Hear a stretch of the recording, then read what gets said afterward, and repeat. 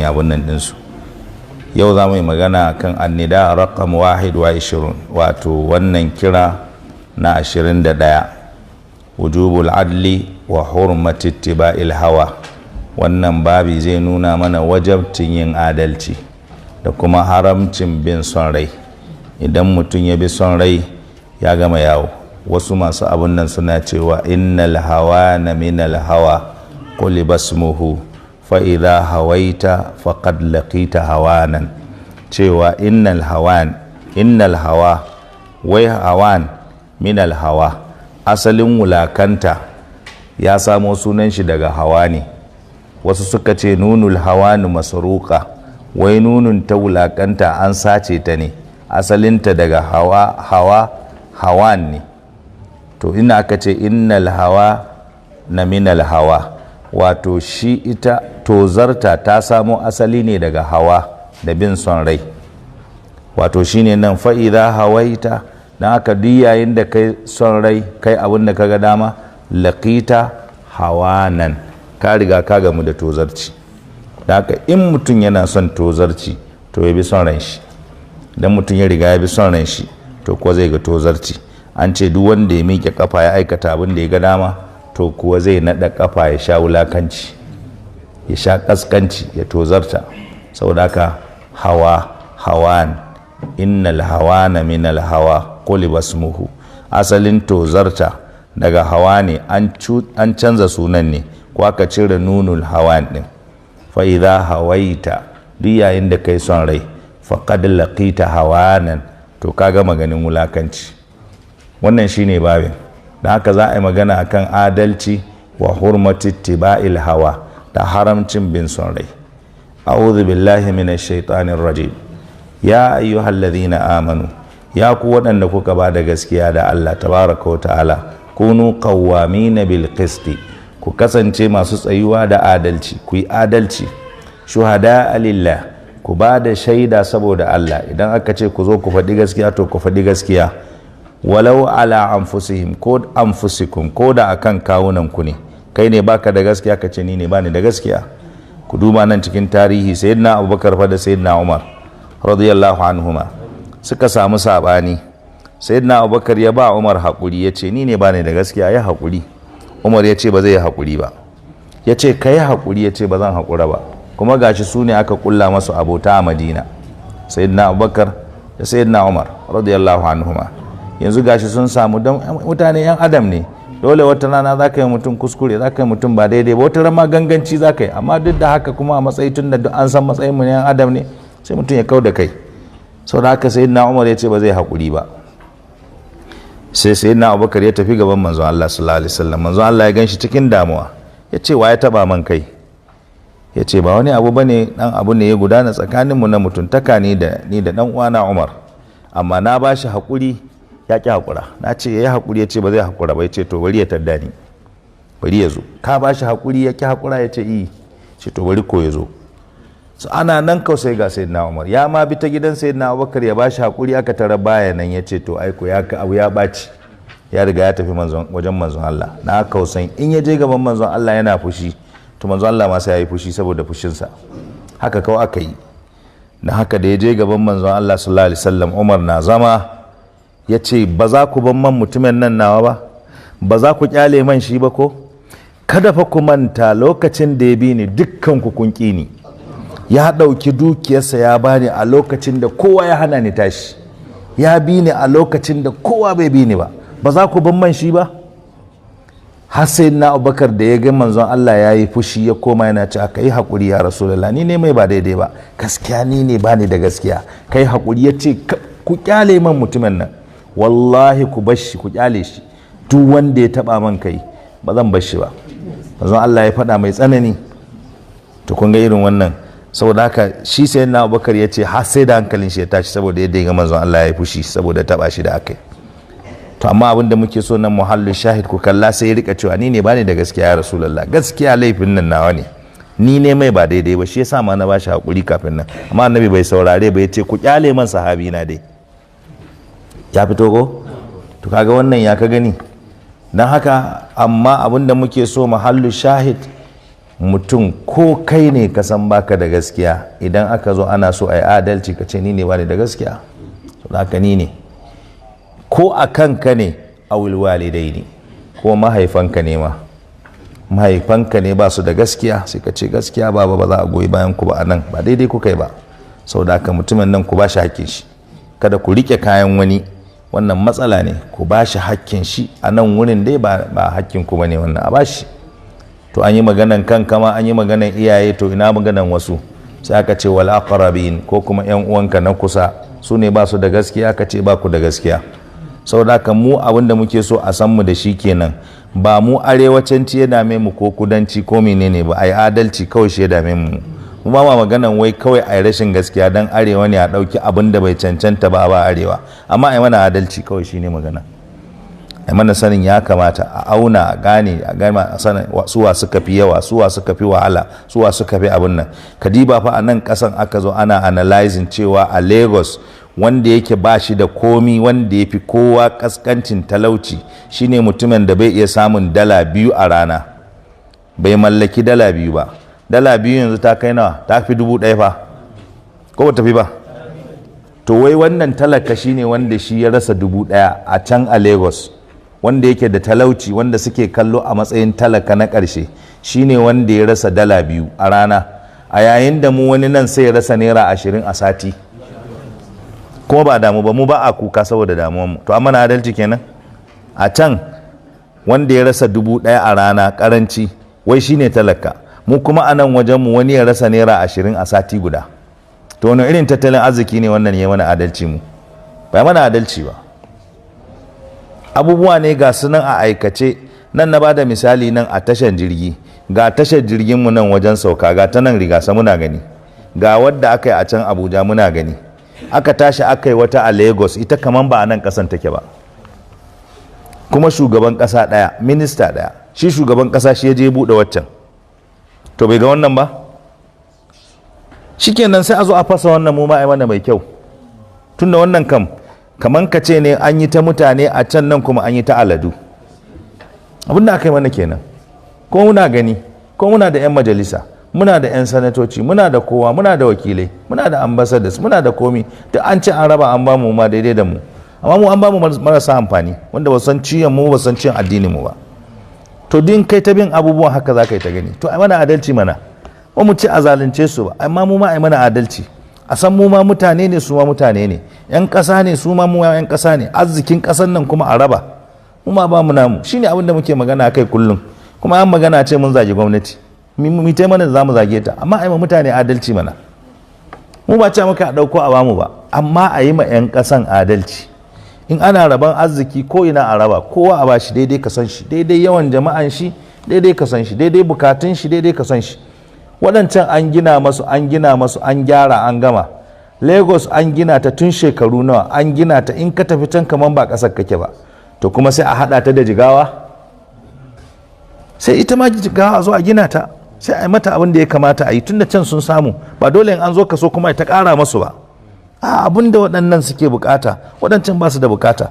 Ko a cikin gidanka ne 'ya'yanka, wannan yana university, yana bukata a sai mai kwamfuta, yana bukata a sai mai abu, wannan ɗan jariri ne, yana bukatan chocolate, sai ka haɗo su duka ka so masu kwamfuta? Ka yi daidai din, ka yi adalci kenan? Wannan iyakarta ko magana yake yaran nan in suna magana yanzu nan 'yan ƙananan yara ina hira da su, wani lokaci in tambayi mutum, zan hararo inda manya ne, wani da an tambayi shi aka ce yayi dariya, ka ce me kake so a so ma, sai ya ce cornflakes ko ce golden moon yake so a so mai, ya kan bukata shi kenan. To yanzu ka hada shi da wanda ke makaranta university, shi wannan bai fara ba, iya bukata shi cornflakes. ranar nan sai da muka tafi da wata nan, muna cikin mota, ina zanne ranar na aje ta nan suka daukan duka, ni ma na shiga mota aka tafi, ina zaune a gaba. Da muka tafi sai na ce mata, tana ta dariya, sai na ce me kike so a sai maki, kin yi kokari makaranta, me kike so a sai mata? Sai ta ce custard. Abin da ta ce kenan. To yanzu a kwatanta tunaninta da na abin nan ba, kamar haka fa muke. Kowa bukatar shi za a kalla, menene babban abin da ya damai yanzu, sai a mai maganin wannan. Ko cikin yara ne haka ake kallo. kuma uwa wannan sai ta zo misali da wannan ta ce custard wannan ta ce computer sai ita kuma uwar ta ce ita ma sai an so mata computer tun da daidai 'ya'ya ne an so masu abin da a'a sai ki jirarar da taki take da bukatar computer sai a so mata ita ma shine adalci. Ku lura da waɗannan domin gaskiyan magana ba mu gane abun nan ba, wani lokaci sai a yi rashin adalci. Yanzu wadda take da 'yar karama misali irin wannan ko ɗan karami, babban ya ce computer ita ma sai ta je ta kwakwalo wani abu ta ce dole sai an sai mai tun da aka sai ma wancan computer, ko in ta matsa ita ce to tun da an sai ma wancan computer shi kuma wannan sai mai keke, shine an yi adalci. To keke ana kwatanta shi da bukatar wancan ta makaranta shi da yake da ita, kuma wannan a ce a sai mai keke shi kuma daidai yake da wancan tunda an sai mai wancan. Haka fa muke. To bari dai kada mu karatun kafin karatun. To amma in ka kalla har a nationally, in ka kalli national level, ka kalli abu mu dai ba a yi mana adalci, gaskiyan magana ba a yi mana adalci, shine magana ta gaskiya, ba a yi mana adalci. Saboda ga bukatunmu nan ga yawa, ga talauci, ga musifa, banda kashe-kashe da ake ta kashe mu, ana ta kashe mana mutane a can bangaren ba a yi, kuma ƙasar nan guda ɗaya ce, shugaban ƙasa ɗaya, duka waɗannan service chiefs kuma duk aikinsu ɗaya ne, duk na ƙasa ne, a can lafiya lau a nan matsala, kuma duka service ɗin iri ɗaya ne, duk su ne shugabanni. To sannan kuma a zo talauci, kadiba fa a ce maka wai Lagos shine wanda ya fi talauci, wanda ake gani shine yana nan to the barest level na talauci, shine wanda zai rasa $2 misali, bai iya samun $2 a rana, kuma $2 nan wajen ne, mu kuma nan mutum sai ya rasa naira 20 ya sati guda bai samu naira 20 ko babu naira 20 fa mutum ya yi sati guda bai same ta ba, kuma yana da iyali, yana da wurin zama, yana da bukatar kaza, yana da bukatar kaza, kuma al'umman da yake tare da su akwai manya-manya wanda suna da wadata, sai su ɗebi kuɗi su ɓata su a banza gidan buki. Mutum ya ɗebi kuɗi a zo bukin ɗiyashe ta liƙa dala, yana zubar da daloli ga 'yan uwanka bani jinsina bani jildatina 'yan uwanmu, amma mutum yana fama da masifaffen talauci, wani na zubar da kuɗi a banza, ya ɗebi daloli ya ta liƙa ma makaɗan nan su kansu ba talakawa ba ne, su kansu za su iya yin taimako ma, amma mutum su zo suna rawa ana saɓan Allah, mutum yana liƙa dala ma ba ma naira ba, ya fi ƙarfin ya liƙa naira, sai dai ya dinga liƙa dala, ana rawa yana liƙa dala, ga 'yan uwansa nan na jini wasu na mutuwa da yunwa. Wannan wani irin dabbanci ne? To wannan shine abin da ake so mu lura. Waɗannan ayoyi suna sai dai karatun ba daɗi, amma dai haka za a ji shi. Sau da haka waɗannan ku yi adalcin nan, ko da ai in yakun ganiyan au faqiran, idan kana ganin shi wannan mawadaci ne, kada saboda yana da mawadata ka ji haushin shi ka ce dama kana fata Allah ya turo wata masifa ta faɗo mai, ba ruwanka da wannan, kai dai yanzu yi masa adalci. Saboda wadatar shi kada ka ce saboda haka kana ganin girmansa, ko kuma kana son dama masifa ta same shi, ko saboda kana ganin shi mawadaci ne bai kamata a ce ya yi abin kunya ba, duk ko ta wani bangare za ta iya ɗauka. In dan ka gan shi mawadaci kada ka ce shi ke da gaskiya in bai da gaskiya, ko in ka gan shi mawadaci kada haushin bai baka ba ya sa ka ki faɗin gaskiya, ka ce ai dama kana jira masifa ta same. Au faqiran, ko kuma talaka ne shi kuma, kada tausayin shi na zama talaka ya ruɗe ka, ka ce ai abin tausayi ne yanzu aka yi mai hukunci ya zai yi, faɗi gaskiya. Kada kuma dama dan kana ganin shi fakiri bai da komi, ka ce dama can me amfanin shi ma, kawai bari ka yi mai hukunci ko na ƙarya ne dan ka san ba abin da zai ma. To dukansu da fakirin da mawadacin, fallahu aula bihima, Allah shi ya fi cancanta da su, shi ya fi sanin su, shi ya san abin da ya sa ya mawadaci, shi ya san abin da ya sa ya bar talaka kuma talaka. Allah yana da hikima, kuma dukkansu bayansa ne, yana da iko a kansu, yana abin da yake so a kansu. Don haka kada ka cuci mutum don ka gan shi mawadaci, kada ka ji tausayin shi don ka gan shi fakiri, kuma kada ka tozarta shi don ka gan shi fakiri, kada kuma ka girmama shi ko bai da gaskiya don ka gan shi mawadaci. Kawai ka yi adalci, ku yi adalci, kawai abin da ake so. Fallahu aula bihima wala tattabi'ul hawa an ta'dilu, kada ku bi son rai wanda zai hana ku yi adalci. Ku yi adalci, kada son rai da son zuciyar ku ya hana ku yi gaskiya ko ku yi adalci. Idilu, ku yi adalci kawai, wannan ku yi adalci, kada son zuciyar nan ya hana ku yi adalci, kada ku bi son ranku ya hana ku adalci.